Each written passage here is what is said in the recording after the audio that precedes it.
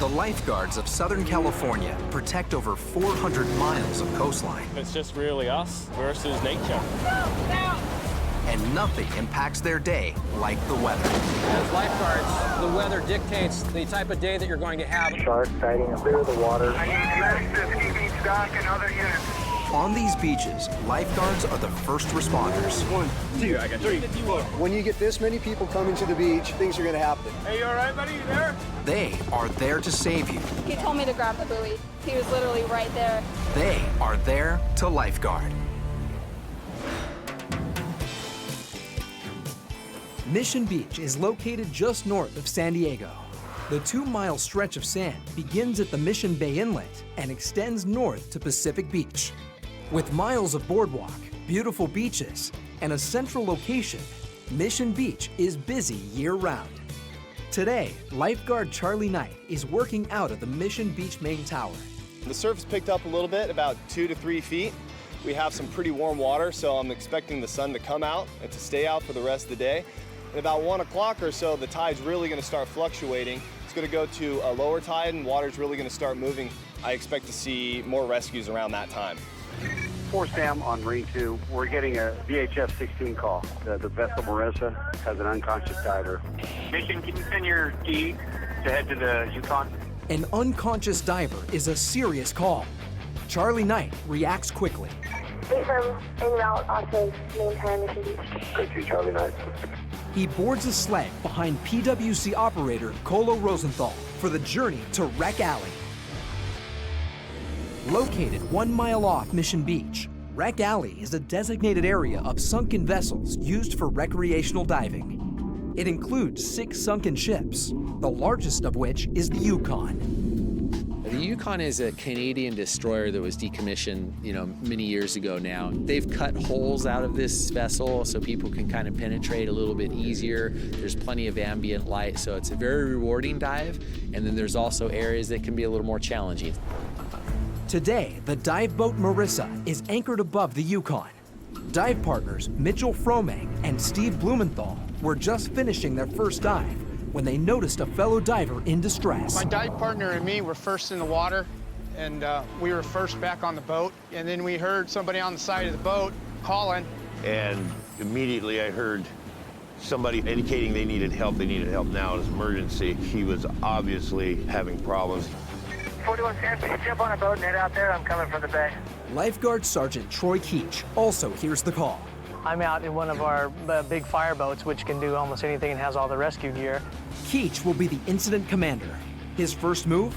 Radioing dispatch for additional resources. Rescue 6, respond. Lifeguard Sergeant John Vipon was piloting Rescue 6 as it left headquarters Code 3. It's important to get there fast because it's an emergency. Often there's a life at stake. 3 minutes into the call, lifeguards have a PWC, Rescue 6, and Troy Keach's well-equipped fire rescue boat all heading to the scene. Meanwhile, back on the Marissa, The dive master and the skipper got her gear off, got her wetsuit pulled down. He couldn't find pulse. And we proceeded to do CPR. Had to roll her on her side several times to clear. Lifeguards were out there within minutes. That 2 is on scene. We have 2 lifeguards responding. So I got on scene, and it was a 56-year-old female. She was in cardiac arrest. I told Colo, the operator of the PWC, to get a dive profile, and then I went ahead and got onto the boat and continued CPR. Charlie is an 8-year veteran lifeguard stationed in his hometown of San Diego. When I was 7 years old, I actually nearly drowned in Ensenada, Mexico. Got sucked out into a big rip current in the channel, and before I knew it, I was going to the ocean pretty quick. And my dad came out and rescued me. And from that day forward, I knew that I wanted to save lives one way or another. Charlie Knight took his passion and became a paramedic. Day in and day out, he was involved in saving lives. But something was missing. I didn't find it to be as gratifying because you didn't know what was going to happen to that patient. You sent them to the hospital, and you didn't know the final outcome usually. Put him on some O2. Charlie Knight's an amazing lifeguard. Hey, change it to a non-rebreather now. He's able to combine his passion with his job.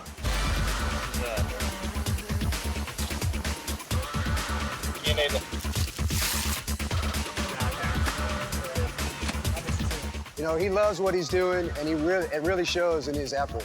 With his advanced training as a paramedic, he's invaluable to us.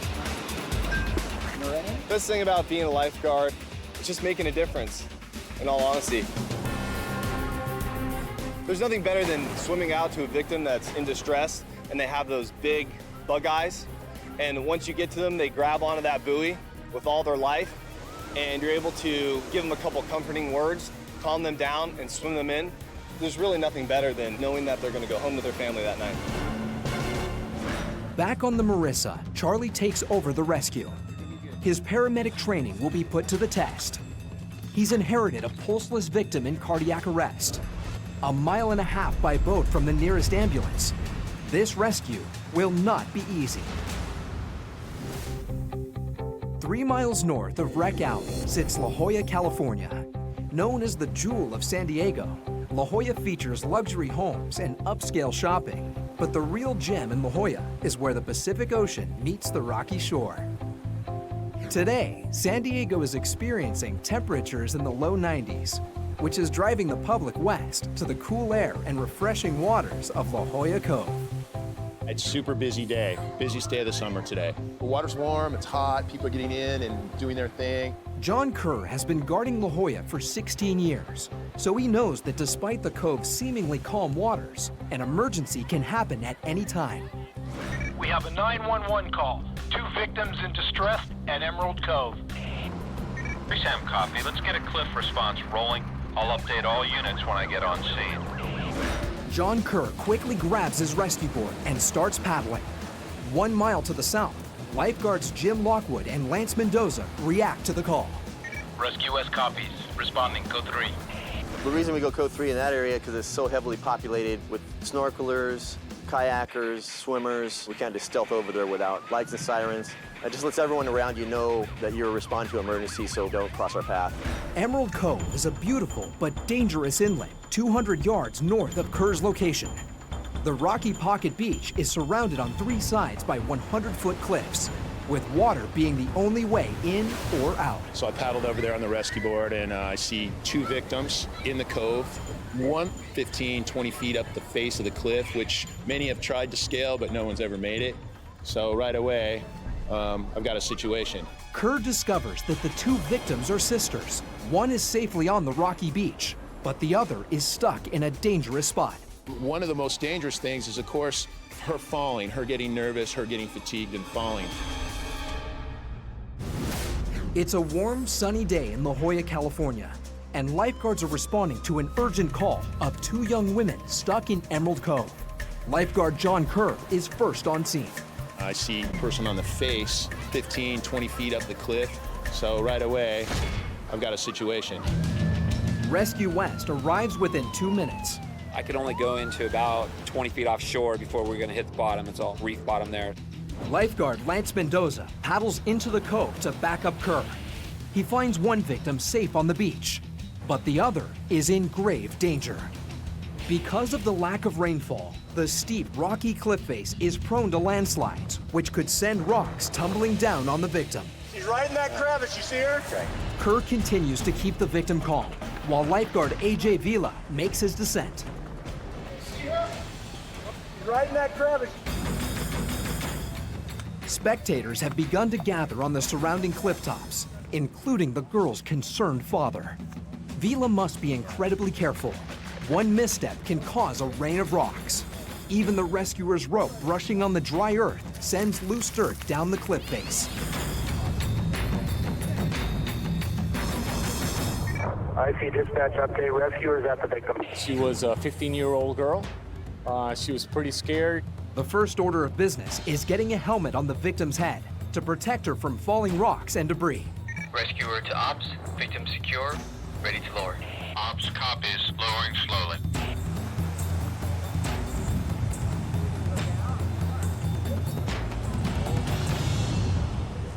Both victims are now safely on the beach, but lifeguards still need to get them off the dangerous rocks. Lifeguard Lance Mendoza paddles one sister to the rescue boat, leaving the other to Kerr. The rocks are really slippery. She's a little fatigued, but I've got to get them from across the cobbles and into the water. And then once we're in the water, we're pretty comfortable and we're pretty safe. We were gonna go and explore the caves, and so we tried to climb up some of the sand dunes, and I kind of got stuck.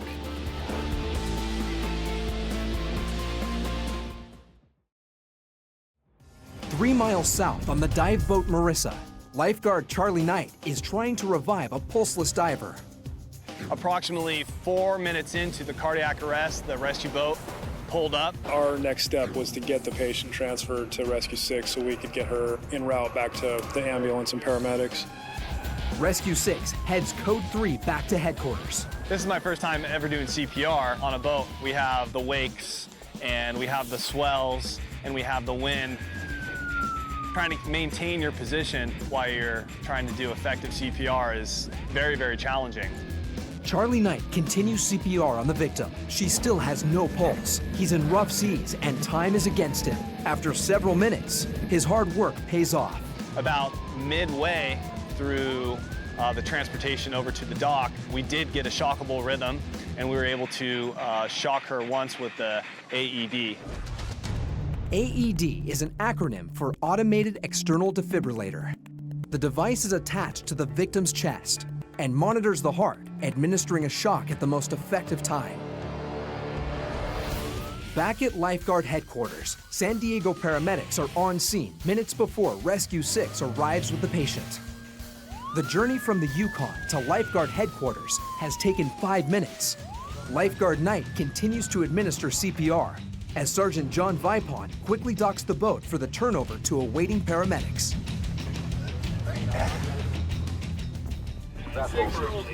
Cardiac arrest for approximately 10 minutes.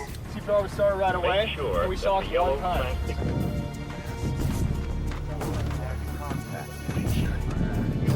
We did CPR all the way to the dock. Once we got to the dock, the paramedics continued CPR. They were able to shock her once. The husband was also there, and so my heart obviously goes out to the husband because I couldn't imagine diving with my wife and having such a horrific event happen.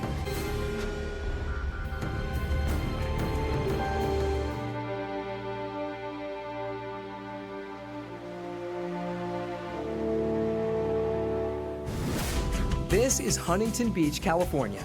Consistent swells caused by storms year-round give Huntington Beach the nickname Surf City, USA. Today, the water is a cool 63 degrees, but that does not deter surfers and swimmers from flocking to this historic beach. Today's kind of a day like we've had recently with the gloom, heavy overcast. It was actually kind of drizzling from time to time this morning. Not really great beach weather day. The last couple weeks we've had weather similar to this. Some days it burns off and gets really, really nice, and other days it just stays what we call June gloom for the whole day. There's a lot of surfers here today because the waves finally picked up and it's been small for a while, and now we finally have a swell and warmer water, so we'll have a lot of surfers out there, so there'll be a lot of people swimming. So the guards will probably be, making rescues throughout the day. Lifeguard dispatch. 11907 in for a near drowning. 14-year-old Caitlin Jennings was cooling down in the ocean when she noticed a man in distress. We were jumping on the waves, and I turned around and he was underwater, and I thought that he just fell off his board.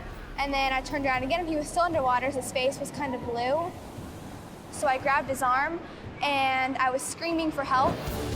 Lifeguard Sean McLaughlin was on Tower 13 when he saw Caitlin struggling to keep the man's head above water.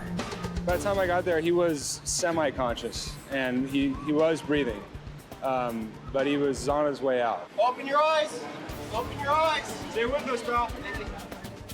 Veteran lifeguard Matt Carl is patrolling nearby. His job is backing up the tower guards. 5-11 guard at Tower 13 is signaling code 3, waterline. We just heard a code 3 call at Tower 13, which means the guard 5-11 needs help immediately. Hey, you all right, buddy? You there? McLaughlin and the other lifeguards have no idea what happened to the victim. While some administer basic first aid, McLaughlin interviews witnesses. They started saying that he was twitching and then they saw him collapse, like in waist-deep water. And so they think he had a seizure. An epileptic seizure is abnormal and excessive neurological activity, which manifests as wild thrashing or loss of awareness. Often, victims are unable to control their bodies and become unconscious. Matt Carl takes over as supervisor. Was he pulled out of the water? He had a seizure on the wave, and then they pulled me over and I was pulling him in. Okay. Having a seizure in the water is definitely life-threatening. You lose control of your airway, so if you go underwater, you're going to aspirate salt water. If you're in deep water, you're going to go under. We were trying to talk to the guy. He was conscious, but he wasn't able to speak. Do you have a seizure?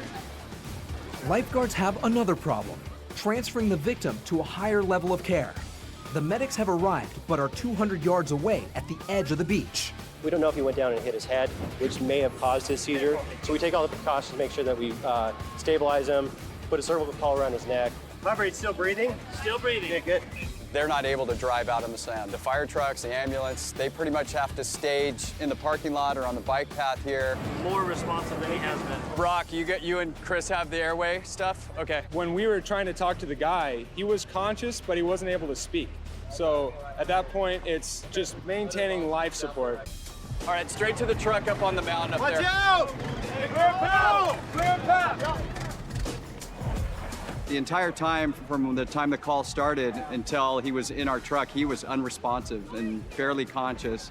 But as we were driving him back, he kind of came out of his seizure. And by the time we got him back to the paramedics, he was breathing normally, had full movement. So we were then able to rule out a cervical injury. And, hopefully it'll be a good outcome for him.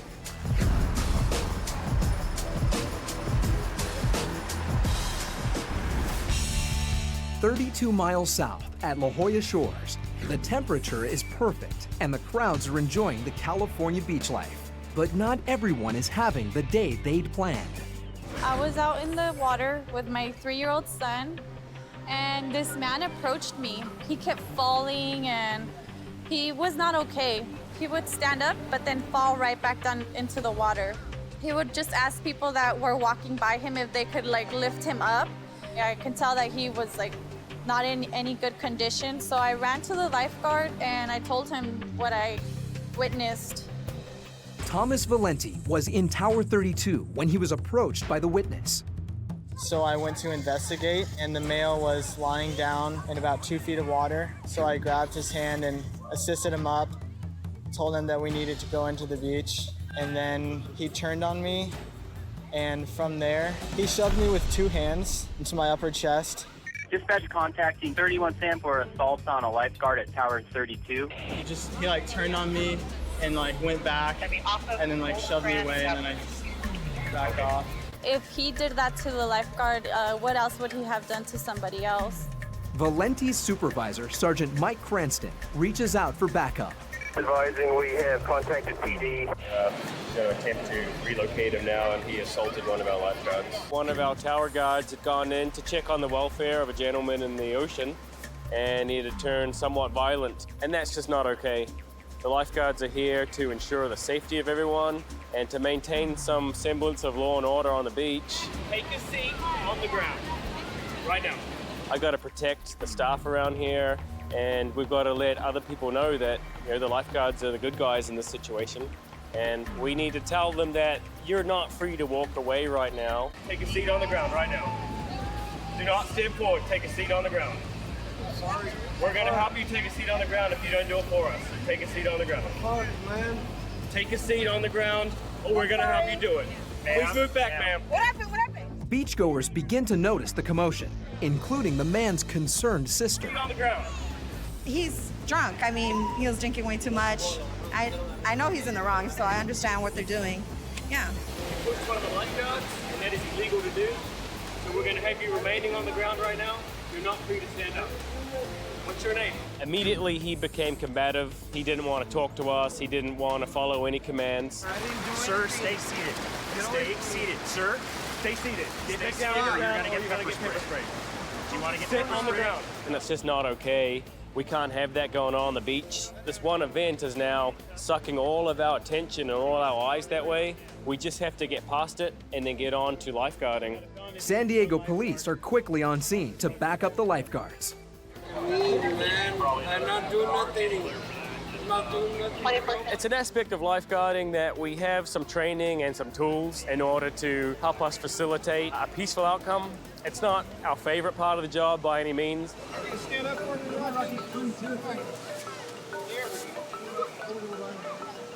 Luckily, we don't have to do it all that often, but it had a good outcome today and no one was injured and everybody gets to go home. And so when you push them, that's why he's a peace officer. You can't push a lifeguard. You can't push anybody. So you're gonna go detox, all right? Okay? You're good. We talked to the family. They assured us that this wasn't how this gentleman usually acts, and no one was injured. So we're not going to press any charges against him.